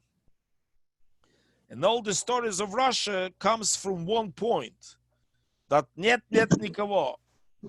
It's interesting that I'll share with you, the Rebbe said to my father and Chassidus, when the Rebbe told my father to make a second record, my father came back to Eretz Yisrael. He didn't have the money, he has the business, so didn't go. And to make a record was investment, so he didn't do it. So next year it was by the Rebbe and Chassidus. So the Rebbe asked my father, how come the record didn't come out, the second record? My father was quiet, he didn't know what to say. So the Rebbe says to my father, Ona farvos, you're not even giving a reason, an excuse. So then my father says, the Rebbe weiß, ich hab nicht die Geld, ich kann das nicht beweisen. So the Rebbe responded, with Stalin, you managed us sich Eize gegeben. And mit a paar $1,000 kannst du dich nicht kein Eize geben. With Stalin, you managed, and with a few $1,000 you can't manage. Interesting. In 1953, my father was only 19 years old. So how much fight with Stalin that he had? I mean, it was his parents, it was the Chassidim. He was young, but I guess it meant not only as Stalin, but it means the Stalin, the continuity of communism. He later had a yeshiva in the house and educated his children, Baruch Hashem, in the Chassidish atmosphere. So what does the Rebbe say? The Chassid, each one of us, you think there is something in front of me, I cannot handle it. So the Rebbe says, you could. To finish the story with Evan Yisrael, Adin Steinsaltz used to be called. He came to the Rebbe once, he shared his story, and he came to the Rebbe, he says he has 3 projects. And each of the projects is more than a full-time job. And because they're all very important, he doesn't know which one to choose. He asking the Rebbe, which one should he take? And he was sure the Rebbe will tell him which one. That was his idea to ask. The Rebbe, in his typical style, didn't disappoint Rabbi Steinsaltz and tells him, you should take all 3. He was like, and then he tells the story. He says, I took all 3, and I have news for you, and I managed to do all 3. I don't know how. He also explained that something with physical matter, when it's this and that, so it comes out from limitations. It comes to a place where limitations is no limitations, whatever. I didn't understand exactly his what is it, научное объяснение. From science point of view. He explained it scientific, how did he mean, what did the Rebbe meant. But bepashtus, it means each one of us, when we hear that the Rebbe says something to do, in Ayim Yem, in Siches, in leaders, whatever, we had Yichidus, and the Rebbe wrote letters to us, or we heard from others, we could look on the young Bachrim and the young girls today, you see Chassidus young children, and Shluchim young, who go out and do what the Rebbe wants in a way that between Chassidim who spend by the Rebbe years, you have to look for someone like that. There were, but not that many. Today there's many more like that. What that shows that the Rebbe is here, and the Rebbe is here, and Chassidus is here. How did Avraham Mayor said? The Rebbe is Reich, Chassidus is Reich, and the Rebbe is Reich, right? And then he added something, and my son thinks he's also Reich. So alles ein gesund und stark.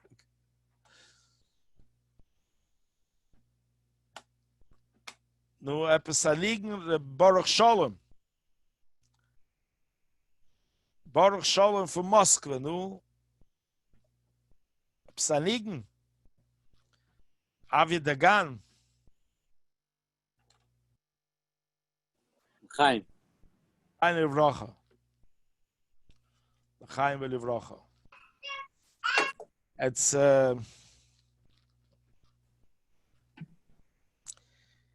no, we are today in a time of that we have unbelievable brachas from the Rebbe, the unbelievable the strength what we see in the world. The whole world recognizes. There was years when I remember when I was not so many years ago, when learning Chassidus was a much bigger position than today. No comparison. Today there are thousands and thousands of other Chassidim, non-Chassidim, Litvaks, Sfardim, whatever, modern Orthodox, open to Chassidus, open are staying in awe what Lubavitch does. Yeah, they still have complaints on Mashiach and this and that, and why Chassidim are repeating always Torah for the Rebbe, why come they don't repeat Torah for other Gdelim. There is a lot of complaints. The complaints continue to be, but they are changing. The idea why the complaints are changing because we are growing. In other words, that things before they complained why you do Kiruv 70 years ago. Today there's no question. There was a why do we need Chassidus? That question became much less, and so on and so forth. So we're moving forward, but there is still much to do. And each one of us, as the Rebbe Mivtzoim, each one of us, Mivtzoim means whoever could put on film with another Jew, somebody could learn Chassidus with another Jew, could invite someone for Shabbos, wherever now Corona is problems, could make a package to bring someone for Shabbos, whatever we could do today. Shluchim in the world came up with different great ideas how Shlichus continues even the time you sit at home and you cannot go out and you cannot physically put on film with someone. Today you put a mask and gloves, you already could put on film with others, at least the ones who are not so afraid, and so on and so forth. It's all available. And the Rebbe is showering all of us with brachas in our own lives, with brachas to be able to fulfill our mission, and the brachas that we will soon all together see the Isgalus of Mashiach Tzidkenu, the Rebbe's Isgalus. We will see and be part of the Binyan Beis Hamikdash Ashlishi, the third Beis Hamikdash, each one of us. Amen. Amen. I don't know if we have a little bit of time. If you do, there is not much talking, and anybody who wants could unzoom yourself, and if you want to say something or ask or add or tell you there is a dogma how not to be beautiful, please. It's attack on Zoom. Zoom is Baruch Hashem. Alle können reden. Sie nicht. No? Yeah, Chaim. L'chaim Ridrocha. Rav Kalmanson. What you mentioned about, I think the today, just I don't want to speak, but I think the real opposition today is from within. I think that the opposition from the outside is not a real opposition.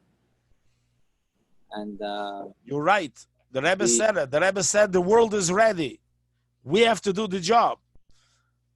Some of us are saying the world is not ready. The Freie world, the Goyish world, the non-Chassidish world, whatever. And the truth of the matter, they're ready. We have to come with a real message. They have to see that we mean it. We live it and we do it. They'll all join. They'll say, please share with me. What is it? How is it? You see it. So on Shabbos, there's just to say a small point that in Tafshin Yud Aleph, Yud Beis Tammuz, the Rebbe said a Maimah based on a Maimah of Friedrich from Tafresh Bezayin, that today's Avedas, up until now there's Avedas HaBirurim, and now it's Avedas HaNisyanis. And we explained the difference between Avedas HaNisyanis is Avedas HaBirurim explained in three ways, meaning you have Avedas, each one has the thing that you're dealing with, the person, and the Eifen HaAveda. And the difference is that Avedas HaBirurim is with something else, with something chitzeni, something outside. And Avedas HaNisyanis is within. It's something that doesn't really exist. It's something that's just impeding your ability to complete your mission in this world. And if we think about it, we have all the answers, and we have everything that we need. All the kalim, the tools are there. Every professional, when you want to do a proper job, you need the tools. You need the proper education and tools, and we have it.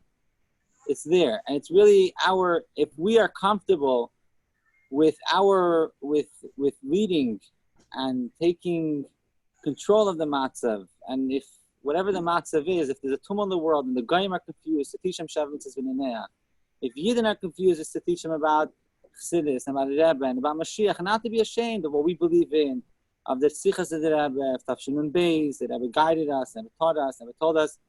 We have to be proud that we have the Nasi Adeh, the Mashiach Shabbat, and if we are comfortable with it, and if we learn it, and if we teach it, then there will be an opposition, because opposition is our is what's impeding us from carrying out our mission. It's something that doesn't really have a Mesiras. L'chaim. Chale Bracha. You said is a sikh of the Rebbe, many sikhs, but at the Meraglim says, "Va'inu beineim ki chagovim." We were in their eyes as grasshoppers, and the Rebbe says because the Meraglim were looking at them that they are stronger than us, that's why they saw that we're afraid of them. But the truth of the matter is, we know that who is the Nosi Hador, and everything the Rebbe said, there is no opposition to the Rebbe's words. Which is, by the way, a very interesting point that I heard lately from actually a Jew in Bnei Brak, Nan Lubavitcher. He said it to my brother-in-law, Uri Lipsch. And he said to him, he says, the world doesn't recognize. There is something, Dr. unbelievable by the Rebbe. He says, all Gdei Yisrael, there were others who had an opposition. Means they had a different, they wrote books, they had a shita. They were arguing with him. He says, the Rebbe and all this, whatever came out, nobody wrote anything, nobody put together on paper on this. I have a shita, here is it based, different than the Rebbe's. He says, when you look around, the Rebbe really had no opposition, has no opposition. There is somebody says, I don't like it, or don't go to parade or this. This is not an opposition. This is Tam saying no. But an opposition, how Gdei Yisrael in all the generations had, that's a normal thing. The Rebbe didn't have it.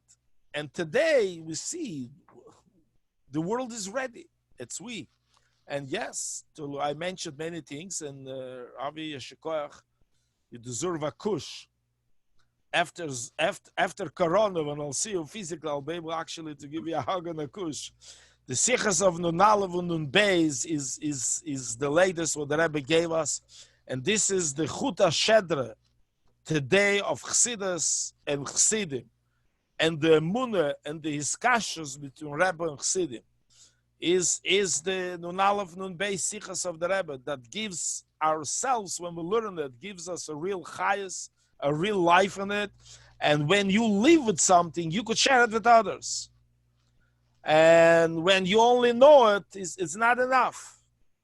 And because we're Elam Haza, the Shama Begov, why the reason why I have to learn Chassidus every day? Why do we have to daven every day? I was yesterday davened, I davened very good, and I was connected with Hashem. So why can't I skip a day? Because we're in the Shama Begov. Besides there is a mitzvah, there is also a hesber. Because I ate this morning again, I ate last night, so I have to daven again. The connection to the Eibishter has to be constantly, because otherwise I lose it. His kashrus with the Rebbe is the same thing. That's the Neshama Beguf. The Rebbe is the Neshama of the ganze door.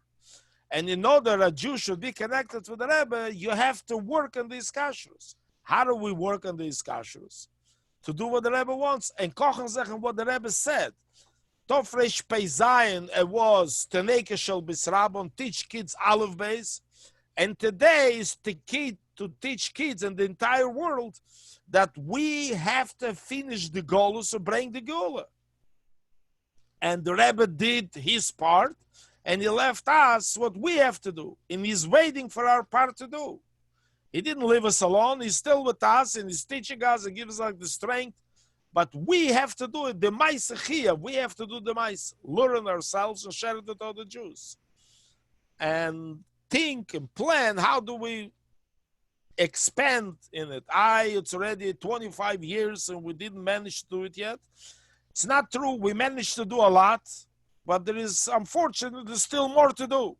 And we have to hurry to do a little more, and Mashiach will come. How the Rebbe used to repeat it thousands of times. The famous Rambam, that one machshava, one maise could turn the entire world. And this is the situation today. Actually, we see from Corona. One little bug that you can't even see him, that you need, I don't know how many microscopes to be able to see him, put the entire world in trouble. So, kama pomim kocha mida teva. A mitzvah is not small, a mitzvah is unlimited big. Dvar Hashem, a word Chassidus, an Hoge from the Rebbe, with Tzoyim, any good deed is huge to be able to change the entire world. To machriel lekav schus and to bring her up these galus. Miyad mamish. Amen. Lainly kolbosor, the entire Jewish world, the entire Goyish world should be able to see him zebo. Amen. Amen. Amen. Amen. Rabbi Kalmanson, ich will hören ein paar Wörter. Lange Zeit nicht gesehen, since 770 of the Lametz. Etwas ein Wort. Nicht dafke, nicht kein Gzos. Ich meine, ein Wort. Ein ganzen Gzos ist too much. Nein, die Englisch lernen bei deinem Bruder in Brinois, dort auf Schliches. No.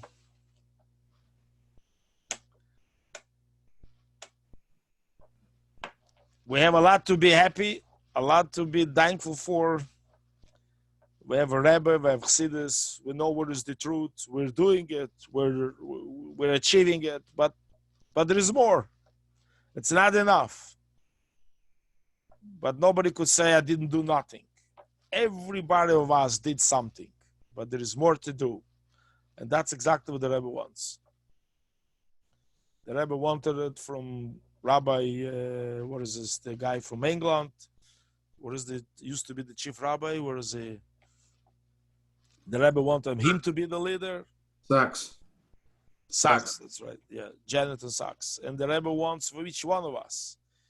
Each one of us, whoever we are, the big Rosh Yeshiva and the big Rav and the big Lamden and the big Mashpia and this simple Poshet Yid and Poshet Chassid, young boy, girl, everyone has to and could bring and participate in bringing the Geula. It's unbelievable. In other words, the Rebbe, who is the biggest rich man of Jewish history, by many ways, no Jew in the past, in Jewish history, gave out so many Sforim of his Torah. I don't think there is a Jew in Jewish history who so many thousands of hours taught so many thousands of Jews Torah on a personal level. Now we have hundreds of Sforim of the Rebbe, and they continue to come out. And then I don't think there was a Jew who made so many thousands of Jews to be mizakeh, so many millions of Jews of mitzvahs. Like, it's nothing, you can't compare it like in anything. There's no Jew connected and mixed in one texture, kol chelke atayra, like the Rebbe. The Rebbe said the Rashbi did it, and the Tzemach Tzedek did it, and this did it. But the way the Rebbe did it, this is like above all, everything there was ever in the past. And this Rebbe, how did the Mendel said, the Rebbe is a Gvir Adir. But he is not satisfied. A Gvir Adir, the Rebbe. So the Rebbe, can you imagine a billionaire, the biggest billionaire in humanity, comes to us that has maybe 2 cents in his pocket and says, invest your cent that you have and you become my partner. Everybody would jump in the wagon. What do you mean? To become a partner with this huge billionaire? And that's what the Rebbe says. The Rebbe says, I did what I could for the Gula, now I need you. And the Rebbe didn't say big Rabbonim, big Shluchim, big Chassidim. The Rebbe said, you, every single man and woman and child. I need you to bring the Gula. Means we are the Rebbe's partners. If we need something for our Yetzer Hara. So the Yetzer Hara says, I want this, I want that, I'm lazy. Say, you crazy? I could have a chance to partner with a billionaire. And you want to be busy with your cupcakes, with your Yiddishkeit. Rabbi Chila, entschuldig, I see you unmuted and you're ready to share with us and ich bin mamshich bloidern. So go ahead.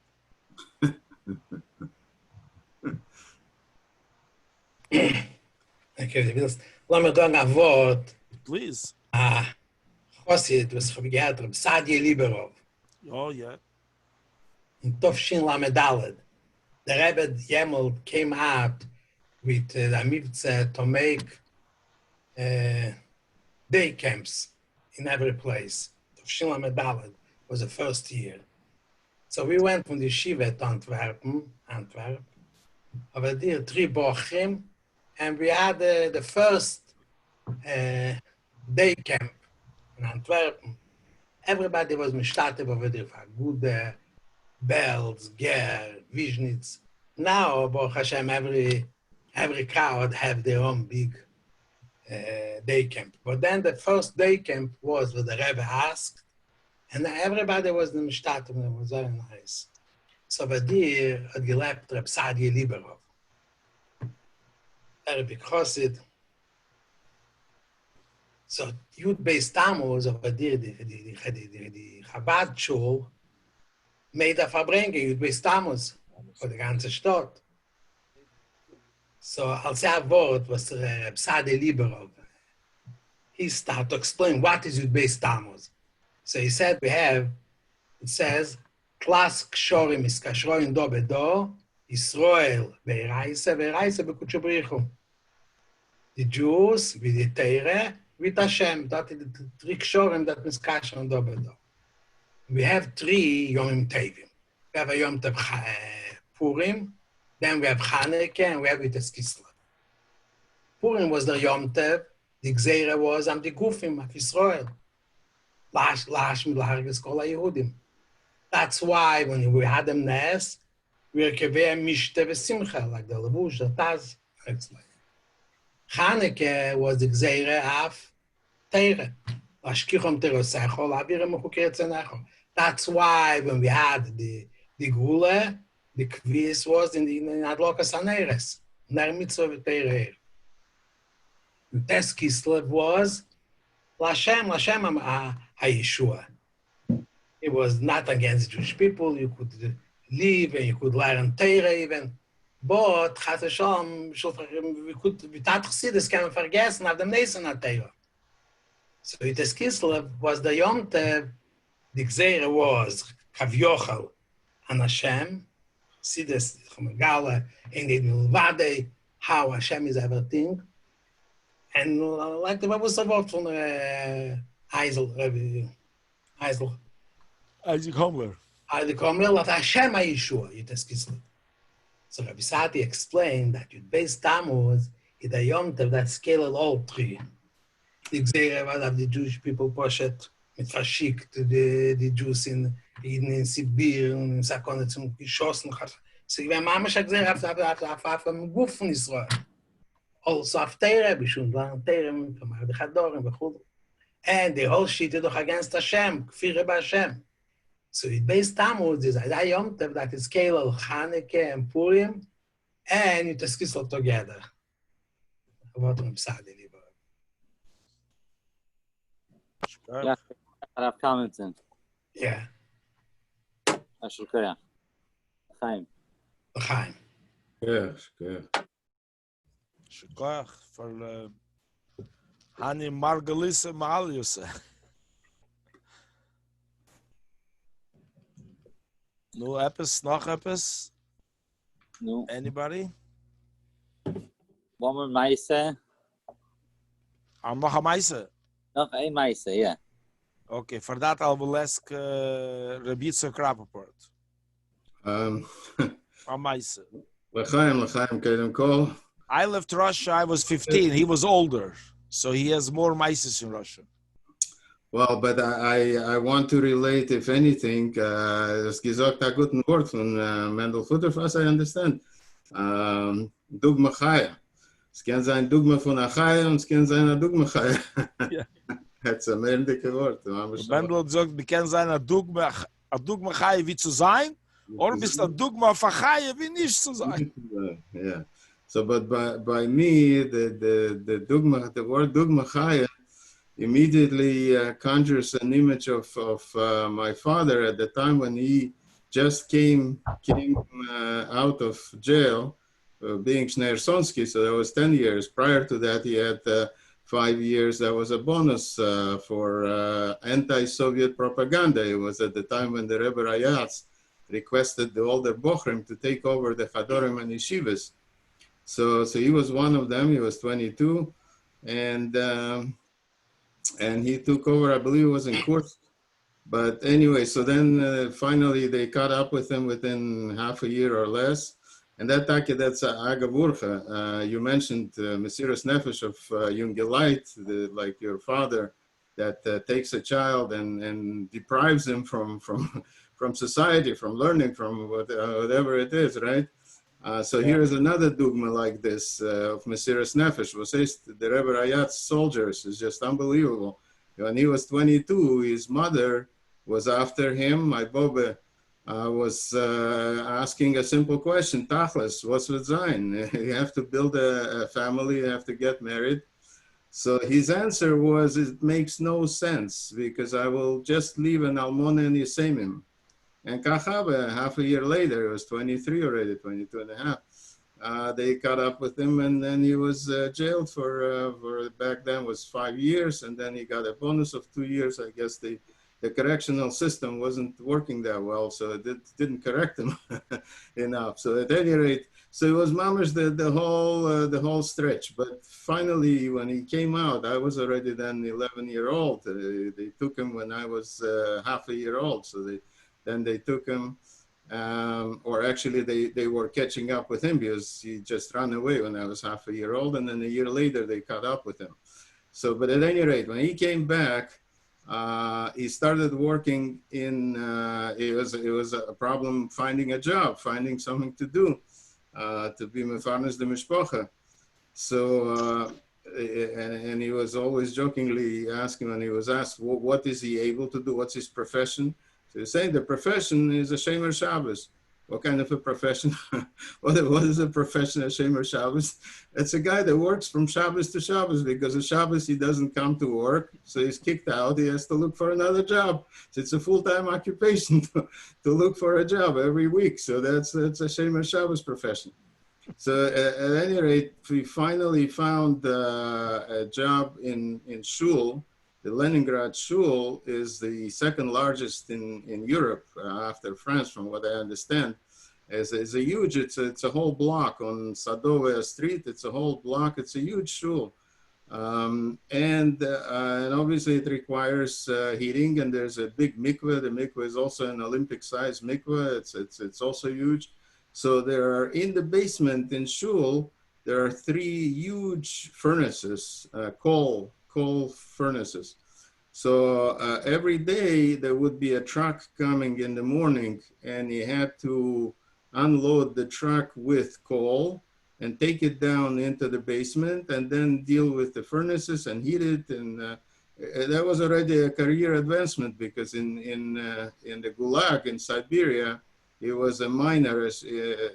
What they put him in is the coal mines. So he was a coal miner. So it was a bit of an advancement in his career. So he was working there in Shul, in the basement, heating the Shul and the mikveh. And then in the evening, towards the evening, the truck would come again, and then he had to take out the whatever it is in English, the burnt coals, the ashes. The ashes. It's not ashes, but yeah, burnt coals, to take them out, to clear out the furnaces and load them up onto the truck again.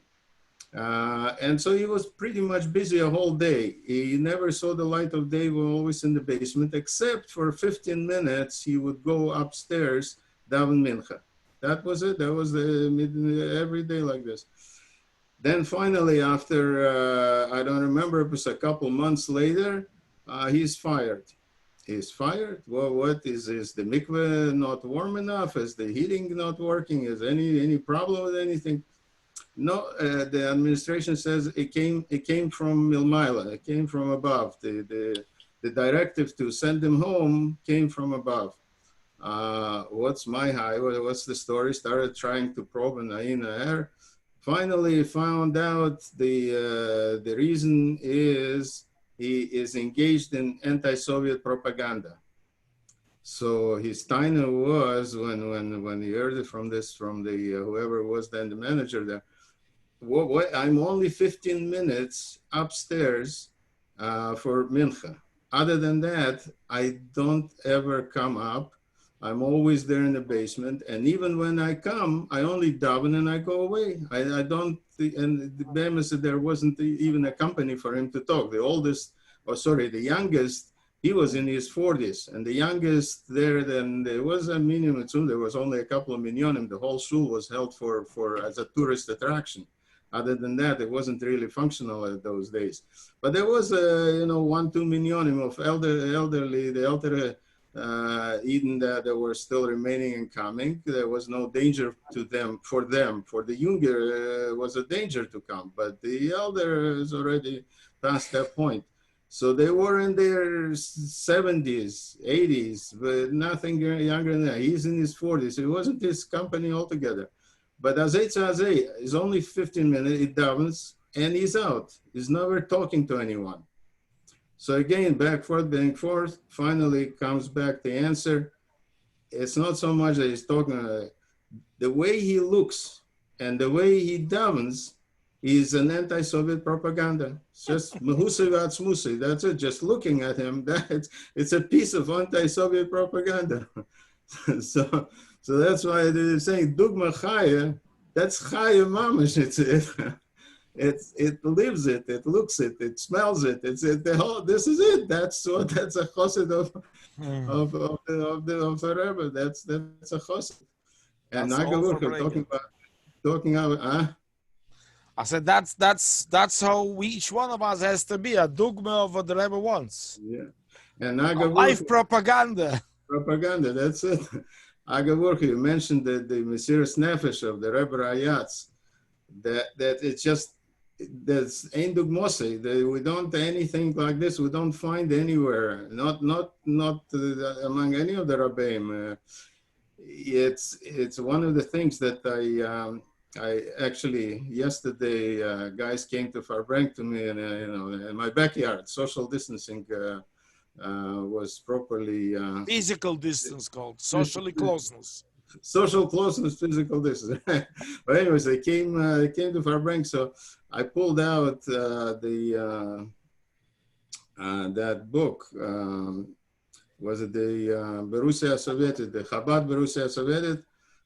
So there is a letter from the Rebbe Rayatz to one of his very close chassidim. He was very close to him, Bespalov.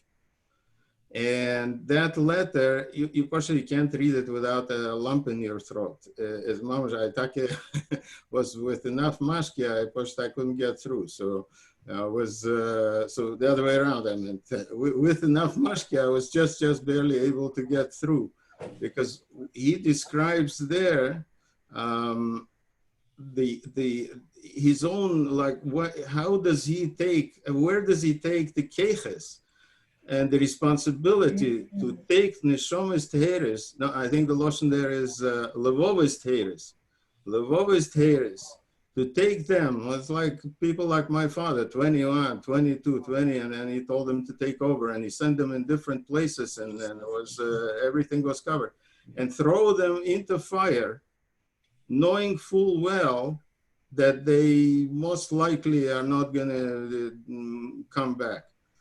How did he and the slaptuas that he has and the whole mamash, and he writes, sometimes I stop myself and sometimes I just pace back and forth and I can't find peace, and it's just it's impossible to read this letter as with a cold eye, but the bottom line is that it says that he would be taking a bigger responsibility if he did nothing at all, because they would, although they would survive physically, they would definitely not be able to withstand that in Ruchnis.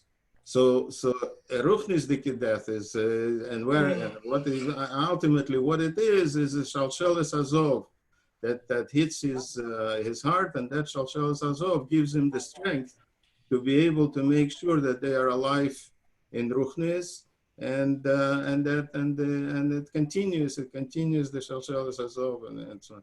A person is mamash ador amabil to just think about what the Rebbe Rayatz went through in terms of L'chaim. Chale Bracha. Rabbi Yitzchak, what you mentioned, interessant to share. Chanya Morozov, everybody knows. Chanya Morozov had a daughter in Montreal. A couple of years ago, she was Shabbos afternoon, ihre Kinder, einiglich Edims, were sitting by Farbrengen, ich weiß nicht, 25, sitting by Farbrengen mit Zirtugs, mit chassidischen Geleit. So she shared, sagt sie, that her father, Choni Morozov, in the schwere Jahren in the pace, in Russia, hold his daughter on his hands, was pacing in the room, whatever he was doing, and was telling her, I hope the Rebbe would helfen, du was chassen ob mit der Shemer Shabbos. His, a viele Choni Morozov hat nicht gekannt sich sehen, die was tut sich, hat sich nicht vorgestellt, dass bei der Time seine Tochter, sein Gerät zu chassen will sein Tmimi, mit dem mit keiner chassen haben. Also ich hoffe, sie wird chassen mit der Shemer Shabbos. Sagt sie, mein Tate wollte Heinz sehen, als seine Ureinigler, seine chassidische Iden, mit Zirtugs, mit Berd, mit Zit Shabbos noch Mittag, mit Farbrengt. Sagt sie, mein Tate hat es, sie kann sich vorstellen. Das was der Friedrich Rebbe und das, was du sagst, das ist der Mann. Als schickt die Inge Bacham, sagt er, wollte Rachbon geht auf See, aber sie wollte gewinnen ein größer Churben. Warum Begashmis ist nicht gewinnt im Weg, wer sie wird Yiddishkeit Mashiach sein, von der Rusche Sieden. Die Kommunisten haben gehabt einen Plan, dass sie wird alles hargenen. Sie wird untergehen, hast du schon die ganze Sache. Der Friedrich Rebbe, wie der Rebbe sagt, ein Mensch hat gestellt neben dem Schola Adiro und hat Matzliach gewinnt. Die Schola ist heint in der Erde und Chassidus wächst heint in Russland. Meistes, mit Chiduch Meistes, mit Asacha Meistes, andere Meistes. Hunderter Kehilles. Wer sich kann das vorstellen? Yeah. Anyway, wer gechel, wir sind die Gule, und der Mann mit sich nicht kann vorstellen. Heint es ist schwer zu vorstellen. Bald die Gule, mit dem Biene bis mit der Schlischi. Die ganze Sache geht sich an mit dem Arbeit, also was ist, die wir sein gewähnt, Tovschen und wenn das gewähnt, der Rebbe ist reingehen, Parasha Nosse. Ja, das gewinnt Nosse, und der Rebbe ist reingehen mit der Quart, Fahr Minche, noch Minche, der Rebbe ist gewaschen für Chassidus. Und bis ich was gegessen habe, ist es haben Tamot gegeben, und der Rebbe ist reingegangen. Und so, hat er selber zugeguckt in die Gule. Mit Tamol, der Rebbe geht rein. Soll schon sein, mit Yad Mamesh, noch ein Benacht. Fahr Krishma, hat man schon keine geben, und Mamesh sein mit der Gule, mit es war Schleime. Oh, man. Fine. We won't stop the Farbrengen. We're going to take a break until the next Farbrengen.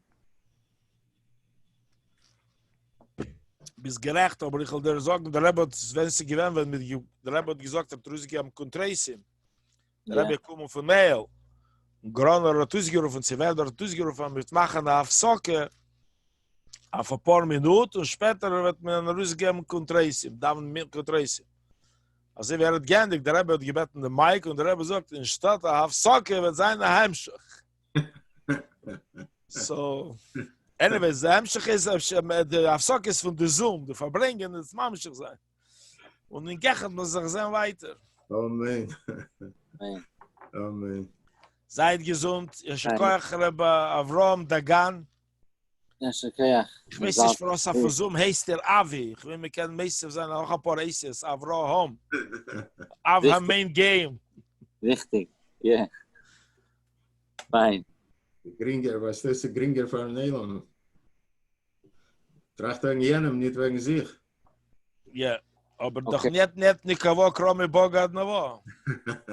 Weil der Babischen Avrom ist nicht schwer verkehrt. Avrom Ehewi, ist eine Geschmackssache. Kol Tuva, dank. Sei gesund, all the best. Thank you for Rabbi Zaltzman. Thank you very much for joining us and inspiring us.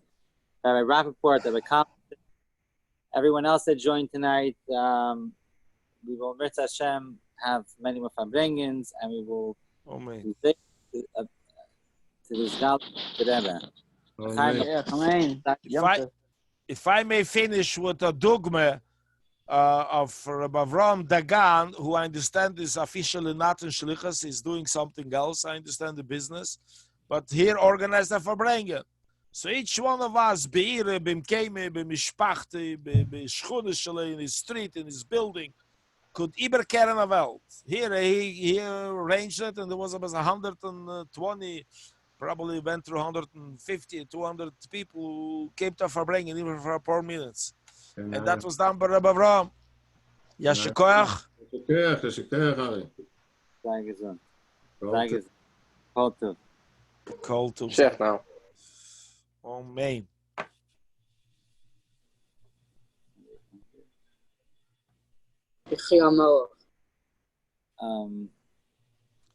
Rabbi Avram Dagan.